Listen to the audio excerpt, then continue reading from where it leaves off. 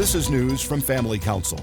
The Arkansas legislature will receive $140 million to the state's general revenue fund as a result of settlements with opioid manufacturers and distributors, according to a press release from the Arkansas Attorney General. In recent years, pharmacies and pharmaceutical companies have faced lawsuits and backlash from the public as a result of opioid misuse and abuse contributing to drug addiction in America. While prescription opioid abuse remains a problem, illicit opioids, which are manufactured or sold illegally, have reached epidemic proportions.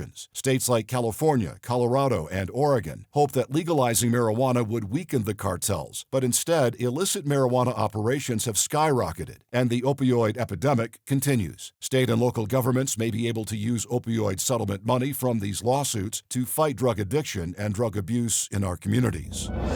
Family Council, promoting, protecting, and strengthening traditional family values in Arkansas. Visit us online at familycouncil.org.